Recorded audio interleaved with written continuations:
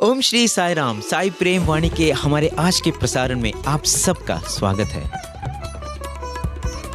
आज हम आप सबके लिए लेकर आए हैं आपके मनपसंद कार्यक्रमों का गुलदस्ता। इसमें आप सुनेंगे शिवरात्रि पर्व के उपलक्ष्य में भगवान शिव पर आधारित कार्यक्रम और प्रेमावतार श्री सत्य साई के तहत भगवान बाबा के बाल्यकाल के कुछ एक अलौकिक प्रसंग। हम भगवान बाबा द्वारा एक शिवरात्रि के अवसर पर दिए गए दिव्य संभाषण का एक भाग एवं भगवान बाबा के विद्यार्थियों द्वारा प्रस्तुत किया गया शिव पंचाक्षरी स्तोत्र एवं एक शिव भजन और उसकी रचना से जुड़े कुछ अनुभव भी सुनेंगे। तो आइए कार्यक्रम का शुभारंभ करते हैं।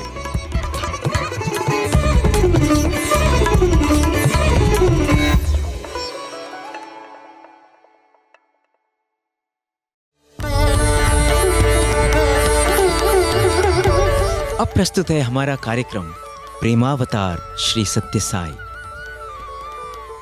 दिव्य जीवनी सत्यम शिवम सुंदरम पुस्तिका से आज इसके अंतर्गत एक अद्भुत प्रसंग लिया गया है, जब शिवावतार भगवान बाबा ने अपने दैविक रहस्य को एक मांत्रिक के सामने स्पष्ट किया था।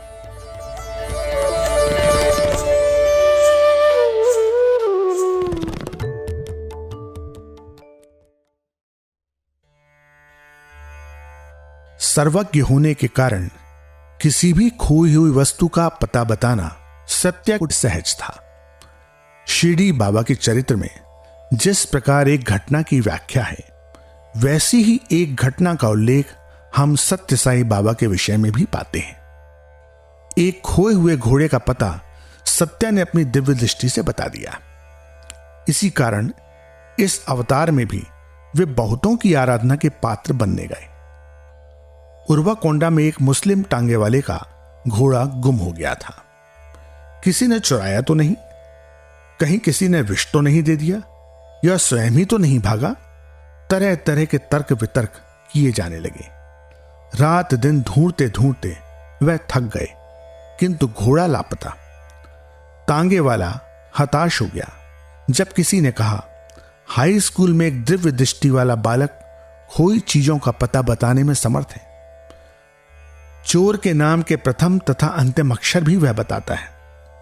टांगे वाले ने स्कूल के फाटक के पास खड़े रहकर आने जाने वालों से सत्या का पता लगाया। सत्या ने कहा, गांव के बाहर ताड़ के बाग में तुम्हारा घोड़ा खड़ा है। टांगे वाला दौड़कर बाग में पहुंचा। सत्या के सत्य वचन के प्रमाण स्वरूप सचमुच इन सब बातों से अनभिज्ञ वह घोड़ा आराम से घास चर रहा था। उस दिन से कोई भी टांगे वाले क्यों ना हो, सत्या को देखते ही गाड़ी रोक उसे बैठा स्कूल या भाई के घर जहां उसे जाना हो बिना मूल्य पहुंचाते थे। सत्या के टांगे में बैठने से वे सब अपने को भाग्यवान मानते। सन 1940 मार्च की 8वीं तारीख, संध्या काल 7 बजे का समय। भूदेवी के मुख पर तिमिर का पटल फैल रहा था। स्वस्थ सत्या अचानक हा कहते हुए पैर का अंगूठा दबाते हुए पृथ्वी पर गिर पड़ा।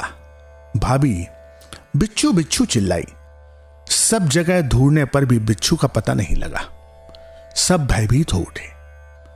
इसका विशेष कारण था सर्प के फन तले बसा वह गांव। उर्वाकोंडा के लोगों की धारणा थी कि उस विषैले वातावरण में सांप या बिच्छू के काटने पर विष द्रुत गति से शरीर में फैल जाने से प्राण बचने की कोई आशा नहीं रहती।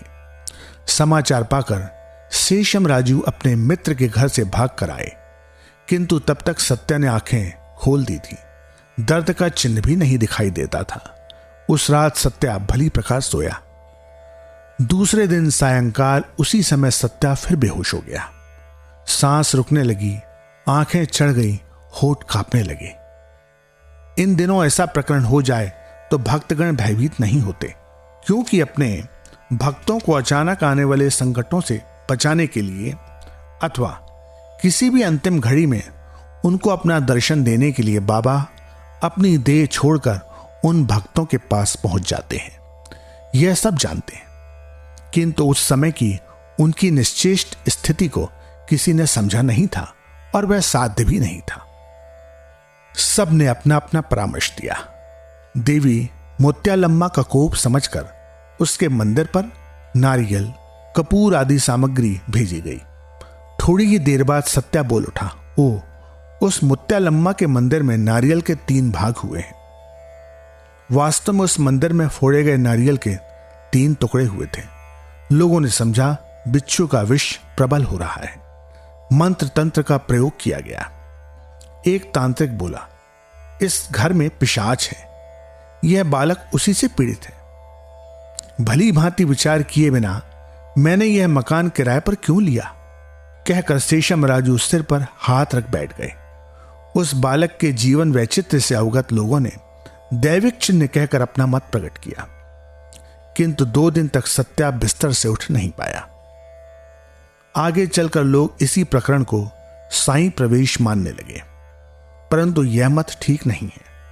कुछ बुद्धिमान ऐसी व्याख्या करते हैं कि इस घटना के पश्चात ही वे साईं बाबा कहलाए, उससे पूर्व सत्यनारायण ही थे। बिच्छू के काटने से क्या आप साईं बाबा हो जाते हैं?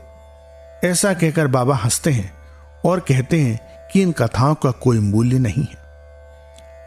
बाबा कहते हैं कि समयानुसार सन्निवेश परिपक्व होने पर तथा आसपास की जनता की मनोभूमि बदलने पर ही अपना परिचय का पूर्णतया स्पष्ट स्वरूप प्रकट करने का ही उनका संकल्प था।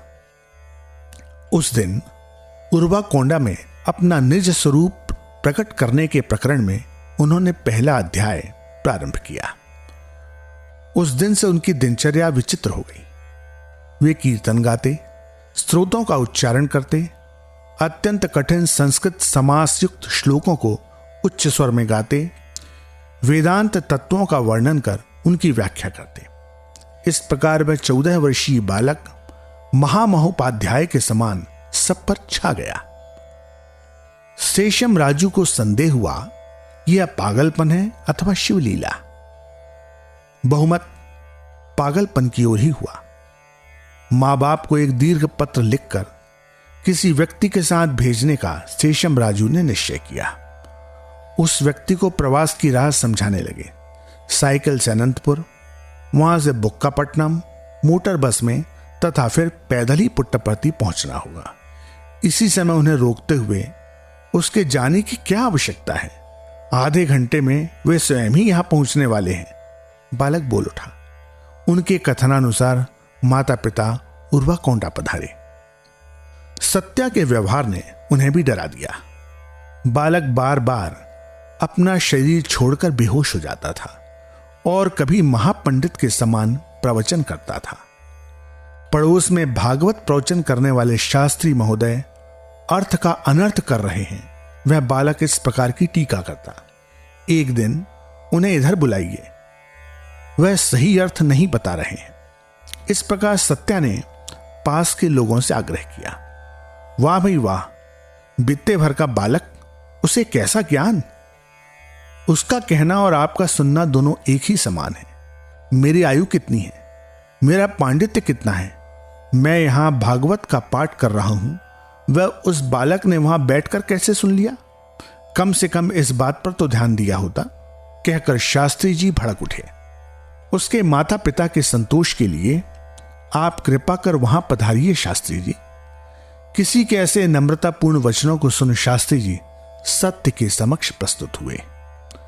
सत्या से चर्चा करने पर उन्हें समझ आया कि उनका संस्कृत श्लोकों का अर्थ कितना अनर्थपूर्ण था, किंतु सत्य उन्हें ऐसा छोड़ने वालों में से नहीं था।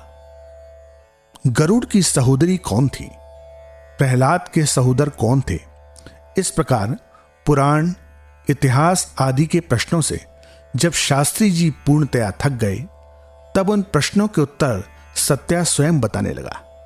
बेचारे शास्त्री जी ने बुलाते ही न आने के अपराध के लिए क्षमा याचना कर चरण छू नमस्कार भी किया। अनंतपुर जिले के मेडिकल ऑफिसर एक दिन उर्वाकोंडा आए। समाचार पाते ही शेषम राजू अपने भाई की स्थिति समझाने उनके पास पहुंचे।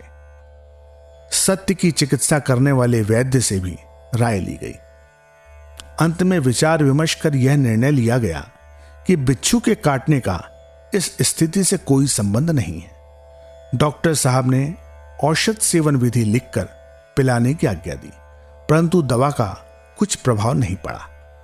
डॉक्टर का स्टेथोस्कोप सत्या के महत्व का कैसे पार पा सकता था?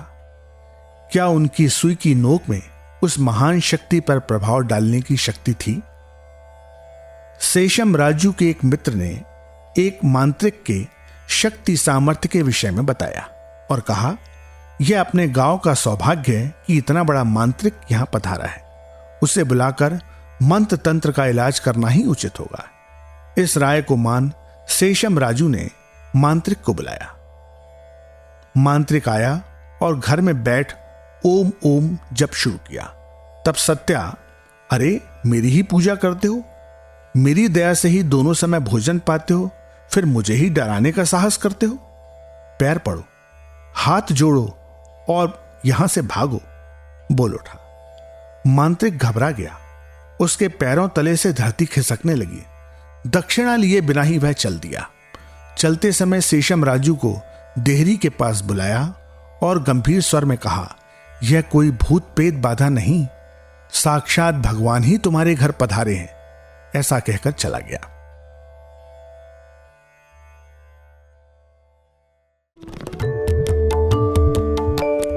अभी आप सुन रहे थे हमारा कार्यक्रम प्रेमावतार श्री सत्य साई।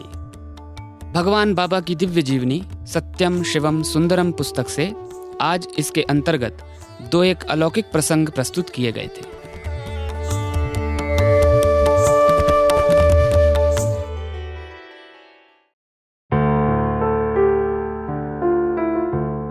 अब प्रस्तुत है दिव्यानुभव। आज इसमें हम सुनेंगे जय कैलाशपते शिव शंकर भजन के रचयिता एवं भगवान बाबा के वरिष्ठतम विद्यार्थियों में से एक श्री सोनम ग्यामसो तेंजिन जी एवं टीम रेडियो साई के सदस्य श्री अभिषेक आचार्य जी के इस भजन से जुड़े हुए कुछ अनुभव। ये वार्ता हमारे स्टूडियो में 8 फरवरी सन 2019 को रिकॉर्ड की गई थी।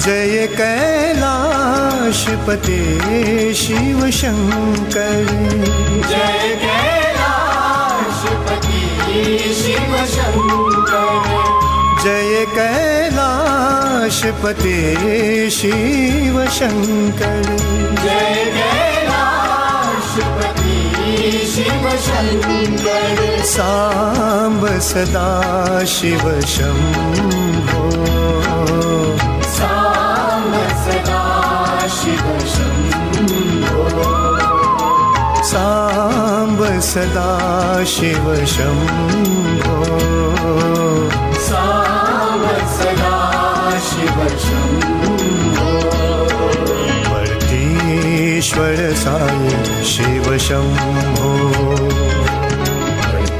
ईश्वर साई शिव शंभो, वर्तीश्वर साई शिव शंभो, ईश्वर साई शिव शंभो, शैलेश्वर करुणामय शंकर, शैलेश्वर करुणामय शंकर, शैलेश्वर करुणामय शंकर, शैलेश्वर करुणामय शंकर, लिंगोद्भव कर शिव शंभो, लिंगोद्भव कर शिव शंभो, शिव शम्भो लिङ्गोद्भवकर शिव शम्भो त्रिशूल जटाधर गंगाधारी त्रिशूल जटाधर गंगाधारी त्रिशूल जटाधर गंगाधारी त्रिशूल जटाधर गंगाधारी हालाहल धर शंभो हालाहलधर शम्भो हालाहल धर शंभो हालाहलधर शम्भो सांब सदा शिव शंभो साम्ब सदा शिव शम्भो सांब सदा शिव शंभो साम्ब सदा शिव शम्भो ईश्वर साई शिव शंभो ईश्वर साई शिव शम्भो ईश्वर साई शिव शंभो ईश्वर साई शिव शम्भो जय कैलाशपते शिव शंकर जय कैलाशपति शिव शंकर सांब सदा शिव शंभो साम्ब सदा शिव शम्भो ईश्वर साई शिव शंभो ईश्वर साई शिव शम्भो शैलेश्वर करुणामय शंकर शैलेश्वर करुणामय शंकर लिंगोद्भवकर शिव शंभो लिङ्गोद्भवकर शिव शम्भो त्रिशूल जटाधर गंगाधारी त्रिशूल जटाधर गंगाधारी हालाहल धर शंभो हालाहलधर शम्भो सांब सदा शिव शंभो साम्ब सदा शिव शम्भो ईश्वर साई शिव शंभो ईश्वर साई शिव शम्भो ईश्वर साई शिव शंभो ईश्वर साई शिव शम्भो परतीश्वर साई शिव शंभो परमेश्वर साई शिव शम्भो परतीश्वर साई शिव शंभो परमेश्वर साई शिव शम्भो परमेश्वर शंभो परमेश्वर साई शंभो परमेश्वर साई शंभो परमेश्वर साई शिव शम्भो शंभो परमेश्वर साई शिव शम्भो परमेश्वर Sai Shiv Shambho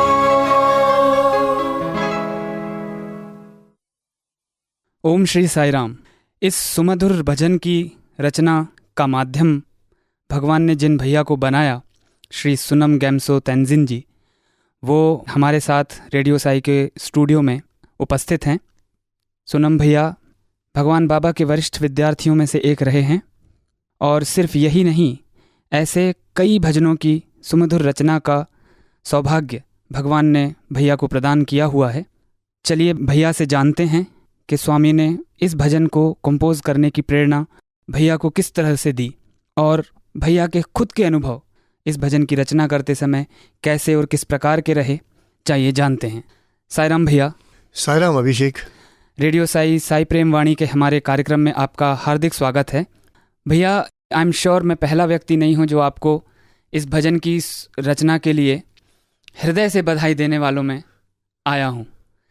I am sure कई लोगों ने आपको इस चीज़ के लिए बधाई दी होगी और कृतज्ञता ज्ञापित की होगी कि इतना सुमधुर भजन, भावपूर्ण भजन आपने निर्मित किया। बधाई का पात्र स्वयं प्रभु खुद है। जी भैया, लेकिन हम आपके परे नहीं देख सकते हैं। ऑफ कोर्स स्वामी को ही क्रेडिट जाता है, वी ऑल नो दैट।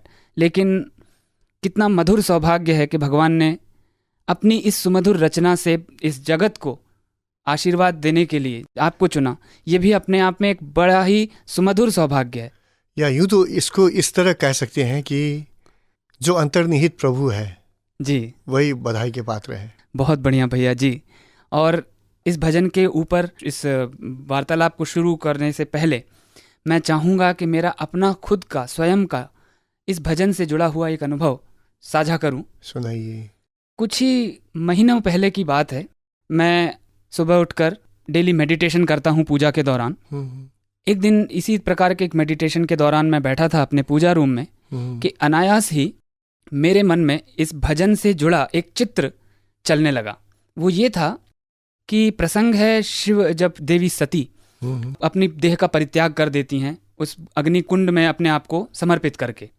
जब उनके पिताजी यक्ष जो दक्ष प्रजापति जब एक यज्ञ का आयोजन करते हैं और जब देवी सती को पता चलता है कि जानते हुए भगवान शिव को इस आयोजन से दूर रखा गया, उनको आमंत्रित नहीं करना एक भूल नहीं थी, एक सोचा समझा निर्णय था उनके पिताजी का, तो वो इस चीज को सहन नहीं कर पाती हैं और वो अपनी देह का परित्याग कर देती हैं।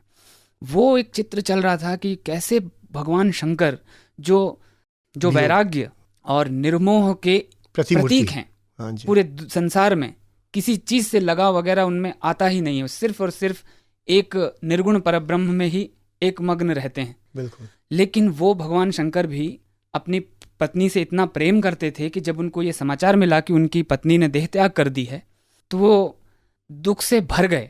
और वो दुख जो था वो क्रोध के रूप में झलक रहा था। उनके सामने जो कुछ भी आ रहा था वो नष्ट हो जा रहा था और वो अपनी पत्नी की मृत शरीर को अपने शरीर पे खुद धारण करके पकड़े हुए यहाँ वहाँ पूरे विरह में विचरण करते हैं। वो हमने सब ने वो प्रसंग सुना है। हाँ जी।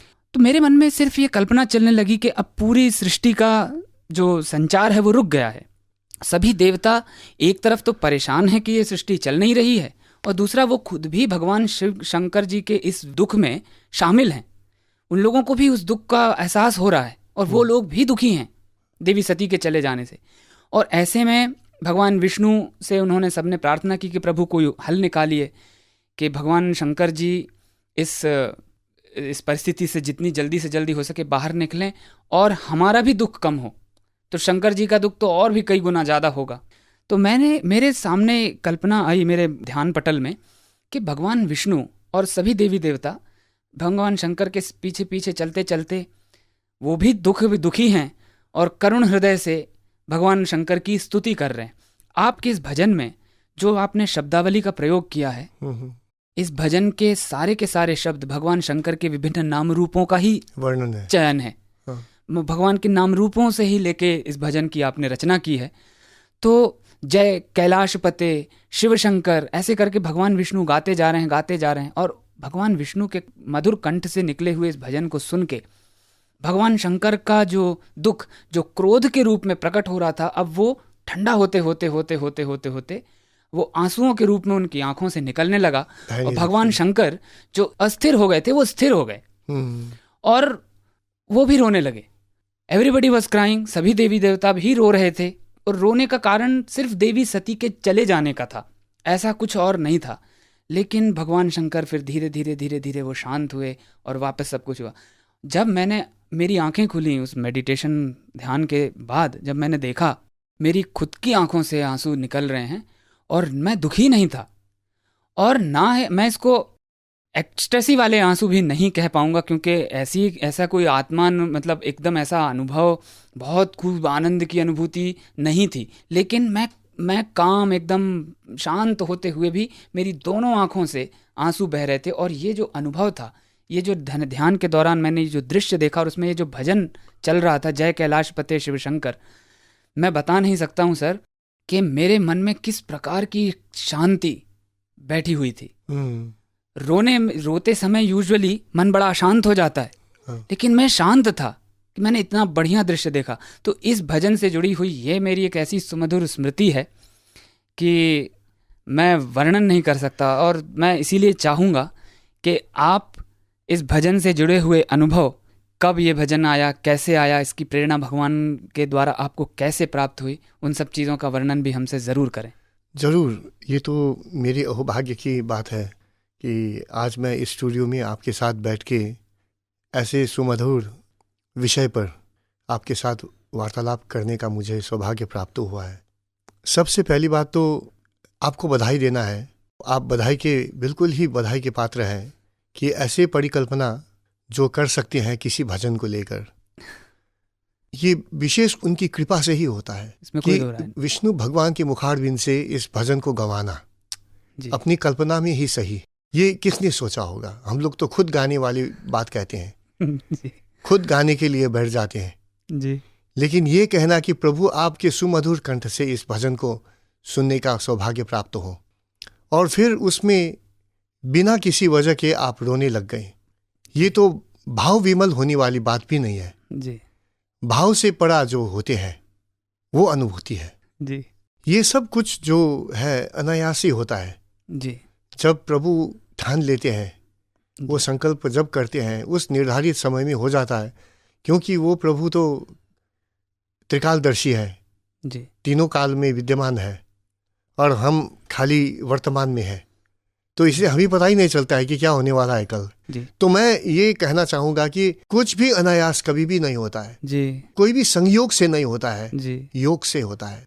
मात्र योग है, वियोग भी नहीं, संयोग भी नहीं, क्या बात है। योग ही योग है। जी तो उन्होंने चाहा हुआ। जी तो अब ये 1984 या 82 साल की बात है, अच्छा जब हम लोग ताबड़तोड़ भजन का रचना होता जा रहा था हमारे हॉस्टल में, जी और सब लोग कवि बन गए थे, सब लोग लिखते थे, सब लोग भावुक बन गए थे, भावना में गोते लगाते थे सब लोग। क्योंकि स्वामी ने पहली बार हम लोगों से आग्रह किया था कि तुम लोग बनाओ। तुम लोग बनाओ। जी जी ये हुआ था उनकी 68th बर्थडे के बाद। तो स्वामी ने कहना शुरू कर दिया, बाकी लोग कंपोज कर सकते हैं, तुम लोग क्यों नहीं कर सकते हो। वाह किसी का चोरी करके गाना नहीं, खुद अपना गा लो। जी। तो इतनी बड़ी प्रेरणा के बाद तो बिल्कुल कहते हैं ना, सारे के सारे विद्यार्थी लग गए। हाँ जी, पंगुम लंगयति गिरिम। जी तो जी, ये तो वहाँ पर बिल्कुल दृष्टिगोचर होता था। जी तो हम सब लोग भजन कंपोज करने लग गए। तो मेरे लिए इसका एक बड़ा स्रोत, एक बड़ा प्रेरणा का स्रोत हुआ करता था स्टूडेंट्स का, विद्यार्थियों का जो भजन गाते थे। जी जब स्टूडेंट्स भजन गाते थे अपनी ढंग से गाते थे, जी सबका अपना अपना स्टाइल, अपना अपना शैली, जी अपना अपना गाने का तौर तरीका। जी हाँ, तो मुझे उससे प्रेरणा प्राप्त होता था अच्छा कि वी कुमार इस तरह गाते हैं, एस कुमार जी का गाने का ढंग ये है, एस कुमार जी का जरा कर्नाटिक शैली में है, जी तो कर्नाटिक शैली में एक भजन कंपोज हो जाए। स्वामी से यही प्रार्थना करके फिर बैठ जाते थे। तो शिवरात्रि का समय था, अच्छा, और लक्ष्मी नारायण कोटे बिल्कुल ऐसा एक अंदाज में भजन गाने वाला एक ऋषि पुत्र की तरह मेरा एक क्लासमेट हुआ करता था। तो लक्ष्मी नारायण कोटे जी ने मुझसे कहा कि मेरे लिए कोई भजन नहीं है शिवरात्रि में गाने के लिए। वाह, ऐसा ही प्रश्न लेके बहुत लोग आ जाते थे जी कि मेरे लिए कुछ भजन कंपोज किए हो कि नहीं। जी ये इसलिए पूछते थे क्योंकि स्वामी उनसे पूछ लिया करता था कि तुम आज शाम को कुछ नए गा रहे हो कि नहीं। जी, तो सबके सामने यही एक प्रसंग होता था कि भगवान आज शाम को क्या गाएं, जी जी, कोई नया भजन गाएं स्वामी के चरणों में। तो लक्ष्मी नारायण कोटे जी का इतना ही कहना था।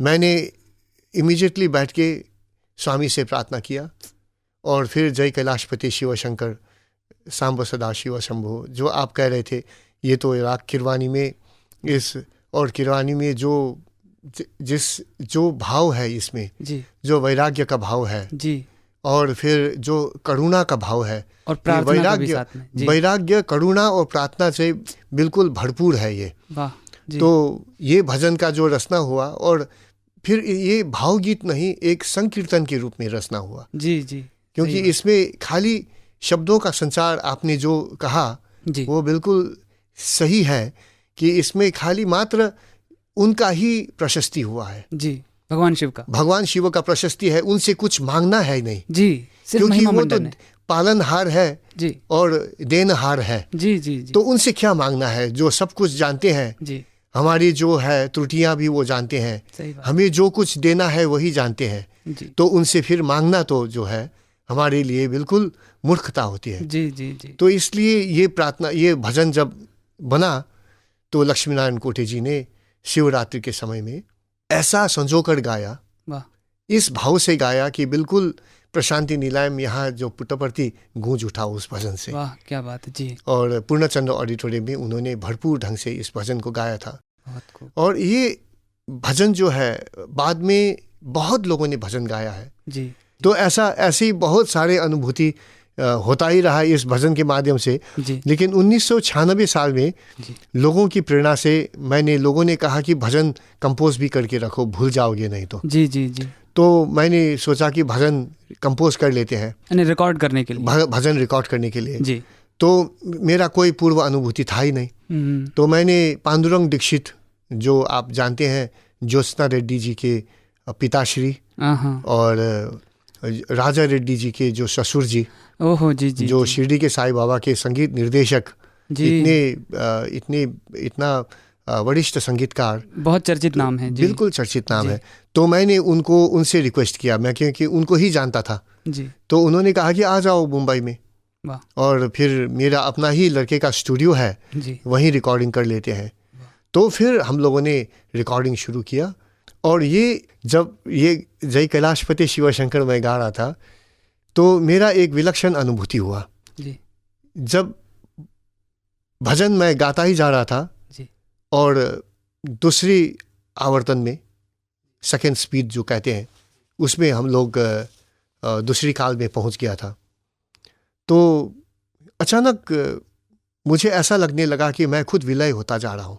एक कहते हैं ना कि स्वामी ने मुझे उससे बहुत साल पहले स्वामी ने मुझे कहा था कि दृश्य विलय क्या होता है, और दृश्य विलय का साक्षात अनुभूति स्वामी ने मुझे दिया था। जब मैं मादुराई से आ रहा था, अच्छा, तो मैं यहाँ एक बस में बैठ के, मादुराई से, मद्रास से पुट्टपर्ती का बस में बैठ के मैं आ रहा था। अच्छा, तो जैसे ही बुकापट्टनम क्रॉस किया, तब अचानक मैं जाग गया था बस में, और उस अंधेरे में मैंने बाहर का दृश्य देखा। तो हम लोग एक स्कूल, बुकापट्टनम स्कूल, जी, उस स्कूल से होके गुजर रहा था हम लोग। अच्छा, तो अचानक मैंने आगे की तरफ देखा, तो मैं बिल्कुल ड्राइवर के पीछे, चालक के पीछे बैठा हुआ था। अच्छा, अचानक मेरी आंखों के सामने से वो चालक और वो दृश्य विलय हो गया। ओहो, कुछ भी नहीं था वहां पर। तो मैं एकदम डर कर मैंने चारों तरफ देखा, हॉल पूरी ही बस में कोई भी नहीं था, ओहो, बस खाली था। और अचानक मुझे ये अनुभूति हुआ कि बस भी नहीं है, कोई भी नहीं है, कुछ भी नहीं है। हाँ हाँ, और मैंने खुद को देखा, मेरा शरीर भी नहीं था, कुछ भी नहीं था, ओह, लेकिन मैं वहां था।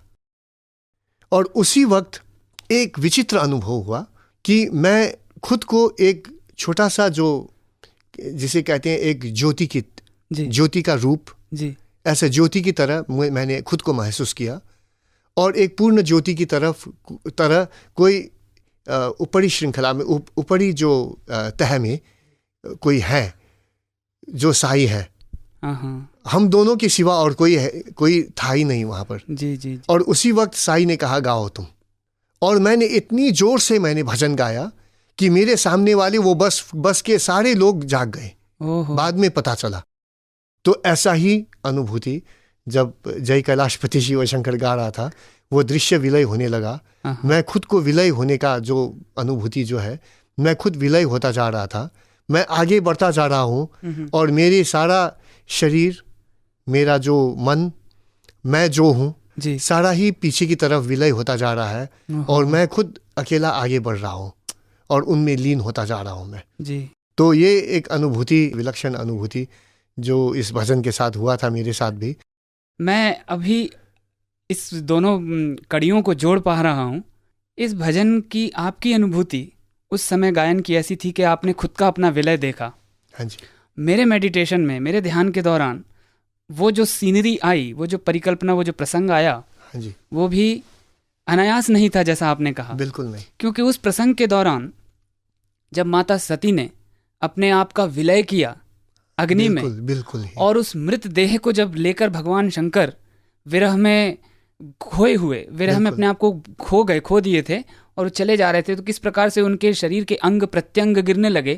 उनका माता सती की जो मृत देह थी उसका भी विलय हो रहा था। और मेरी जो परिकल्पना थी, मैं आपको कहना भूल गया कि जब देवताओं ने ये गायन शुरू किया भजन का, वो तभी था जब भगवान शंकर ने ये पाया कि उनके शरीर पे अब माता सती के शरीर का कोई भाग नहीं रहा है, तो वो आगे नहीं जा पाए। उन्होंने कहा कहाँ गिर गया सब कुछ, क्योंकि उनको पता नहीं चल रहा था कि उनको पता नहीं चल रहा था कहाँ गया। हम लोग इसी प्रकार से शक्तिपीठ जो निकले हैं वो इसी प्रकार से निकले हैं। बिल्कुल।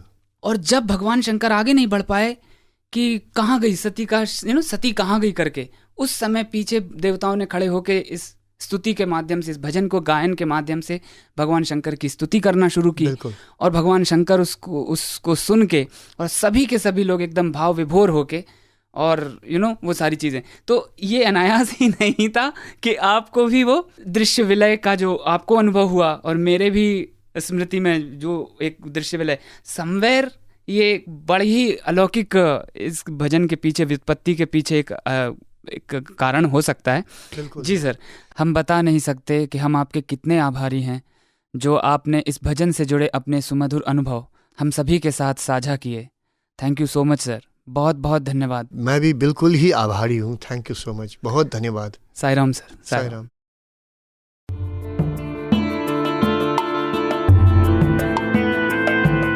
अभी आप सुन रहे थे दिव्यानुभव।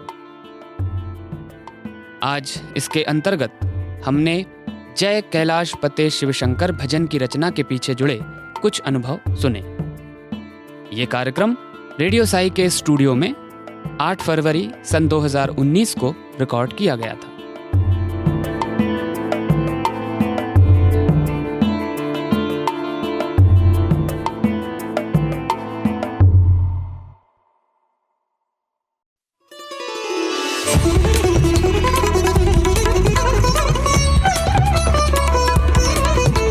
आप सुन रहे हैं रेडियो साई प्रशांति निलयम से हिंदी प्रसारण साई प्रेम वाणी।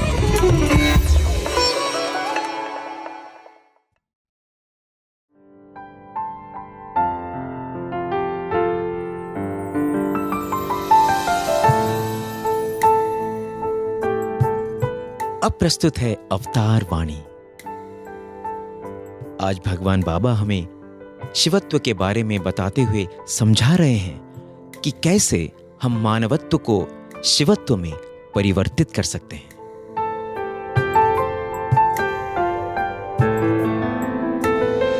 ప్రేమ స్వరూపులారా, శివుడన్నను శంకరుడన్నను శుభప్రదమని అర్థము। शिव या शंकर जो पर्यायवाची शब्द है, उसका अर्थ है शुभता प्रदान करने वाला। శం అనేటువంటి పదమునకు చిదానందము అని అర్థము। शम अक्षर का अर्थ है चिदानंद, కర అనగా కలిగించున్నటువంటి వాడు, और कर का अर्थ है प्रदान करने वाला। ఈ శంకరుడనగా చిదానందము కలిగించున్నటువంటి వాడు। इस प्रकार शंकर का अर्थ हुआ चिदानंद प्रदान करने वाला। తనను ఆశ్రయించినటువంటి వారకు, తనను ఆరాధించినటువంటి వారలకు ఈ సిద్ధానందమును సుఖమును చేకూర్చున్నటువంటి వాడే శంకరుడు। जो भी शंकर की आराधना करते हैं और उन पर आश्रित हैं, उनको वे प्रसन्नता प्रदान करते हैं। శివుని యొక్క స్వరూపమునందే సృష్టి యొక్క రహస్యమంతయును స్పష్టమవుతున్నది। शिव शरीर में सृष्टि का संपूर्ण रहस्य स्पष्ट होता है। తలనందు ఉండినటువంటి నెలవంక జీవిత చైతన్యమునకు, शिव जी के शीश पर विद्यमान हंसिये के समान चंद्रमा जीव चैतन्य का द्योतक है। తలపై నుండినటువంటి యొక్క గంగ ప్రాణాధారమునకు, शंकर की जटाओं से जो गंगा बहती है वो जीवन प्रदान करने वाली है। శివుని దేహమునందు ఉండినటువంటి యొక్క పాములు ప్రాణకోటికి సంకేతములు. शिव जी की देह में सुशोभित सर्प समस्त प्राणियों का परिचायक है। తాను ఉన్నది వెండి కొండ. वे हिमाच्छादित पहाड़ में रहते हैं। తన ఆప్తమిత్రుడు ధనాధిపతి అయిన కుబేరుడు. और उनके करीबी मित्र कुबेर हैं, जो समूचे धनैश्वर्य के मालिक हैं। ఇన్ని ఉండియు ఈశ్వరుడు ఆది పిచ్చకుడుగా మారుటకు కారణమేమిటి? इतना सब होते हुए भी शंकर जी आदि भिक्षुक के रूप में क्यों जाने जाते हैं? इसका कारण क्या है? ధన కనక వస్తువాహనాదులు దివ్యత్వమునకు ప్రతిబంధకములు అనేటువంటి యొక్క సత్యాన్ని జగత్తుకు చాటే నిమిత్తమై తాను ఈ విధముగా సర్వమును త్యజించాడు. वे संसार को बताना चाहते थे कि ये सांसारिक सुख सुविधाएं एवं वैभव दैविक जीवन यापन करने में अवरोध उत्पन्न करते हैं। త్యాగము చేతనే శివుడు సదానందుడుగా చిదానందుడుగా మారాడు. त्याग करने के कारण शिव जी को सदानंद और चिदानंद प्राप्त हुआ। దివ్యాత్మ స్వరూపులారా, दिव्यात्म स्वरूपों, ఈశ్వరుని యొక్క త్రినేత్రము త్రిలోకమునకు ప్రతిరూపము. शंकर जी का त्रिनेत्र त्रिलोक का ही प्रतिरूप है। ఈశ్వరుని యొక్క త్రిశూలము త్రికాలమునకు ప్రతిరూపము. शिव जी का त्रिशूल त्रिकाल का प्रतिरूप है। ఈశ్వరుని యొక్క త్రిగుణములు త్రిమూర్తికి ప్రతిరూపములు. शंकर जी के त्रिगुण त्रिमूर्ति के प्रतिरूप हैं। కనుక త్రికాల త్రిలోక త్రిమూర్తి యొక్క స్వరూపము ఈశ్వరత్వమే. इस प्रकार ये त्रिकाल त्रिलोक और त्रिमूर्ति का स्वरूप ही शिवत्व है।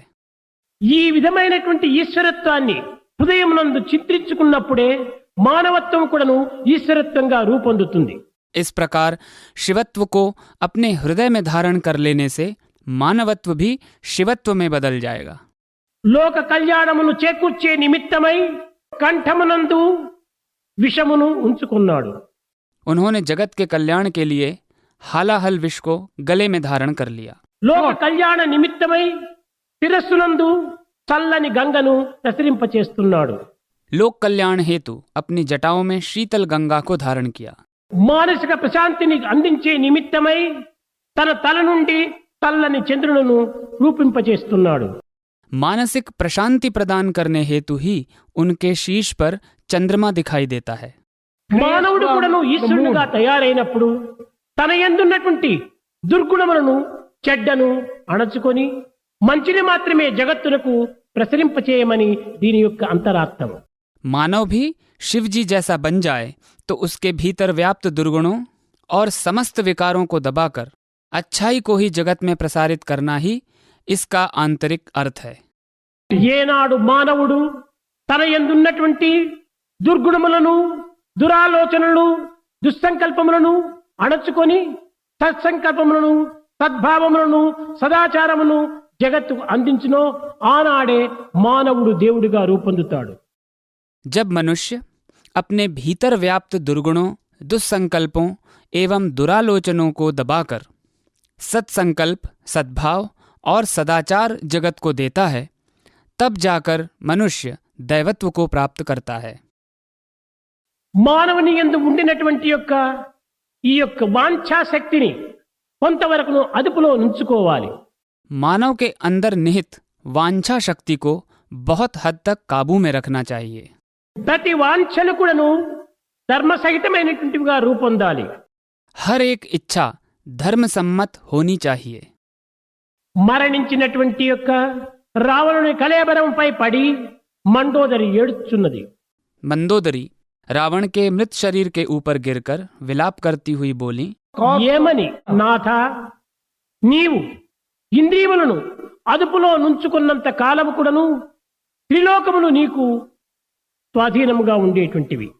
हे नाथ, जब तक आपका अपनी इंद्रियों पर नियंत्रण था तब तक आप त्रिलोक के स्वामी थे।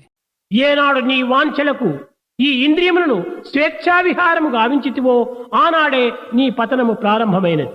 जब से आपने अपनी इंद्रियों को स्वेच्छा पूर्ति हेतु खुली छूट दे दी, तभी से आपका पतन शुरू हो गया। నీ పతనమునకు కానీ నీ మంగళమునకు కానీ మరొకరు కారకులు కాదు. आपके उद्धार और पतन के लिए कोई दूसरा जिम्मेदार नहीं है। ఎవరి వలననో నీకు ఈ ఆపదలు సంభవించినాయని విచారించడము ఇది కేవలము అజ్ఞానము. दूसरों पर इसका दोषारोपण करना अज्ञानता है। నీ మనోనిగ్రహమే నీకు సర్వ శుభములను చేకూర్చుతుంది. हमारे मनोनिग्रह से ही हमें सर्व शुभ प्राप्त होता है। ఈ యొక్క ఇంద్రియముల యొక్క ప్రభావం కూడాను ధర్మ సహితమైనటువంటివిగా ఉండినప్పుడే నీకు తగినటువంటి శాంతి సంతోషములు చేకూరుతాయి. जब तक हमारी इंद्रियां धर्म के वश में रहेंगी तब तक हमारे जीवन में सुख शांति बनी रहेगी। పురుషార్థములు యందు ధర్మ అర్థ కామం. पुरुषार्थों में से एक धर्म, अर्थ और काम।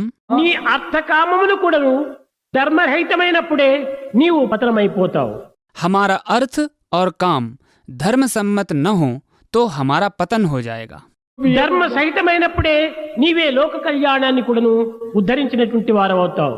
यदि धर्म सम्मत रहें तो हम लोक कल्याणकारी बन जाएंगे। కనుకనే నీకు కామము కాని అర్థము కాని ధర్మ సహితమైనటువంటివిగా నీవు అనుభవించాలని దీని యొక్క అంతరార్థము.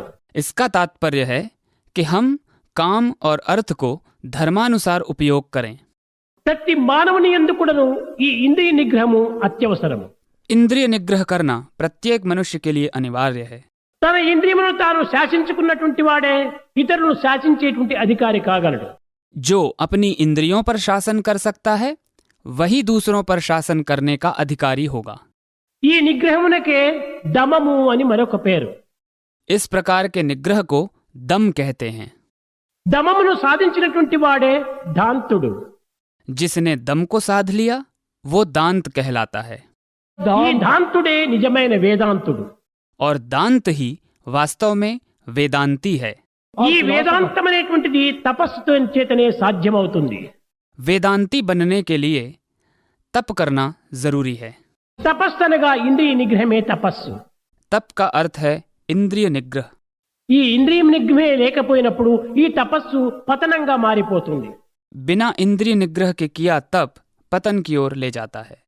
गंग जटाधर गौरी शंकर गिरिजा मनोरमणा जय गंग जटाधर गौरी शंकर गिरिजा मनोरमणा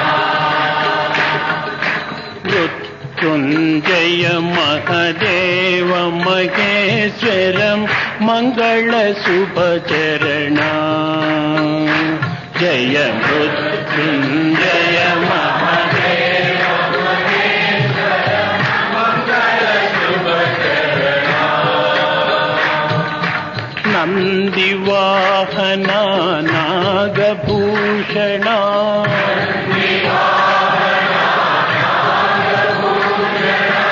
निरुपम गुण सदना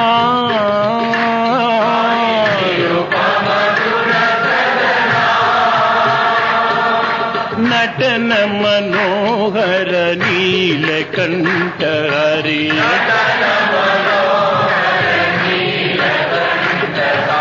नीरज दल नयना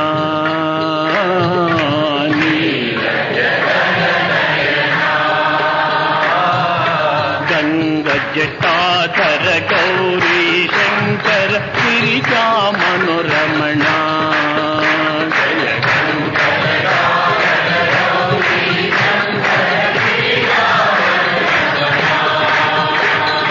मृत्युंजय महादेव महेश्वरम मंगल शुभचरणा मृत्युंजय महादेव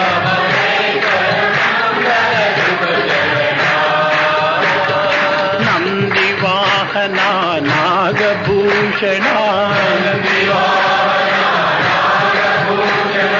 निरुपम गुण सदना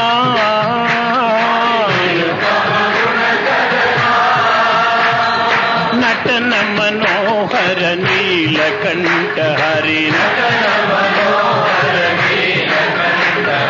नीरज दल नयना नीरज दल नयना गंग जटाधर गौरी शंकर गिरिजा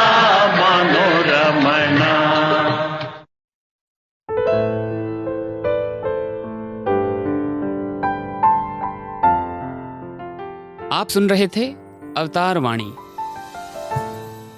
आज इसके अंतर्गत भगवान द्वारा 23 फरवरी सन 1990 को महाशिवरात्रि पर्व के उपलक्ष्य में दिए गए दिव्य संभाषण से एक भाग प्रस्तुत किया गया था।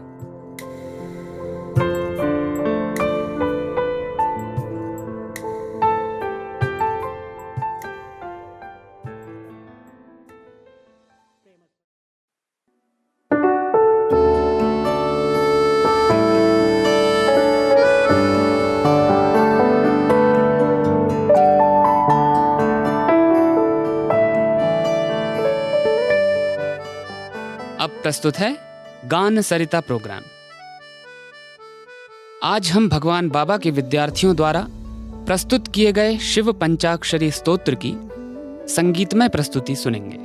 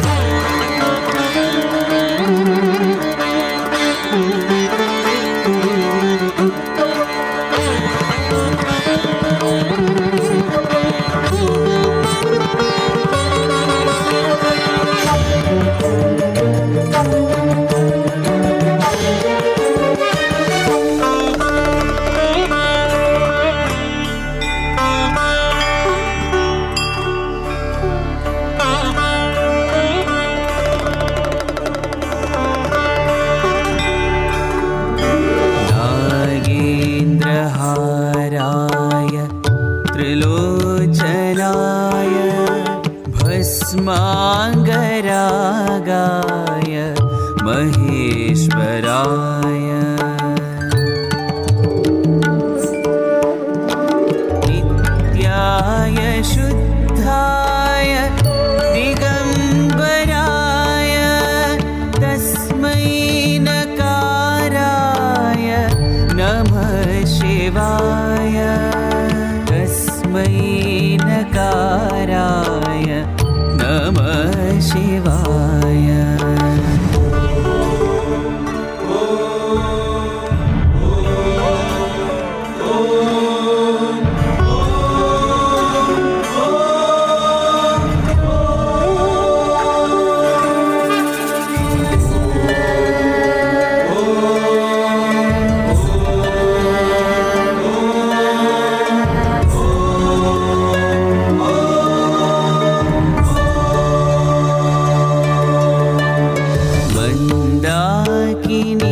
सलिल चंदन चर्चिताय नंदीश्वर प्रमथनाथ महेश्वराय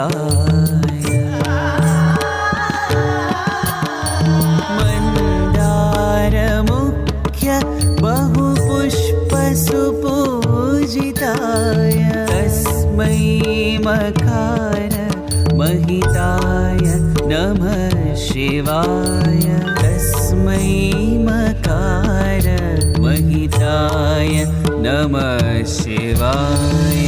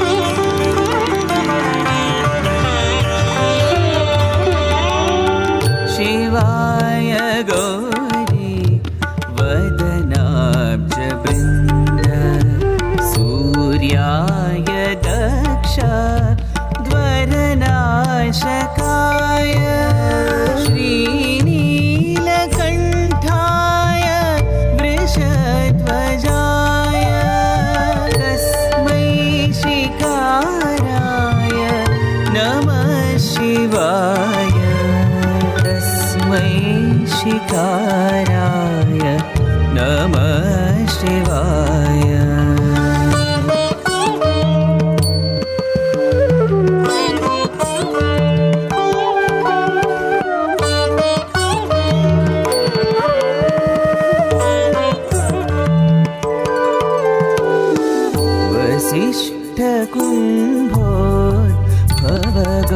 वसिष्ठकुम्भोद्भवगौतमार्य मुनीन्द्रदेवार्चित शेखराय चन्द्रार्कवैश्वानरलोचनाय तस्मै वकाराय नमः शिवाय। तस्मै वकाराय नमः शिवाय।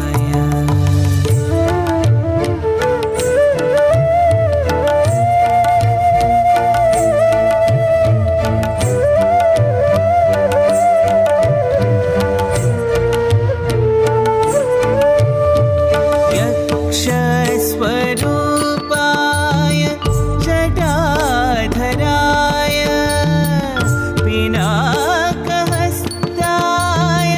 सनातनाय दिव्याय देवाय दिगम्बराय तस्मै यकाराय नमः शिवाय। तस्मै यकाराय नमः शिवाय।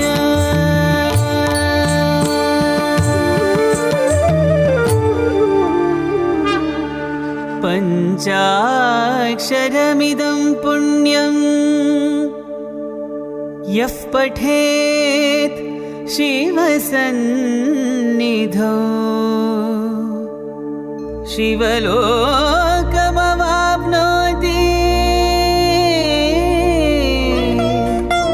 शिवेन सह मोदते।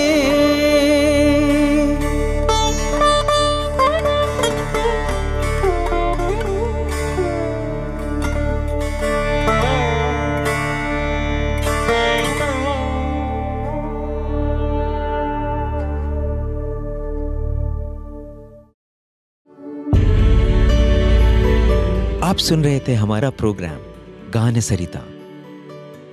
आज आपने भगवान बाबा के विद्यार्थियों द्वारा प्रस्तुत किए गए शिव पंचाक्षरी स्तोत्र की संगीतमय प्रस्तुति को सुना।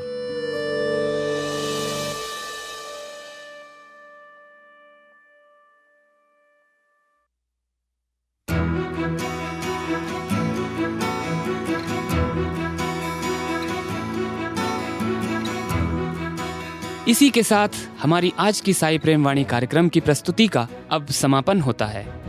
उम्मीद है हमारा आज का कार्यक्रम आपको पसंद आया होगा।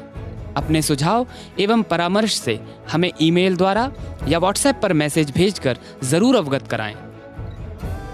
हमारा पता है listener@radiosai.org listener@radiosai.org एवं हमारा व्हाट्सएप नंबर है 9393258258 9393 258 258। हिंदी भाषा में हमारी ये सभी प्रस्तुतियाँ YouTube पर भी उपलब्ध हैं।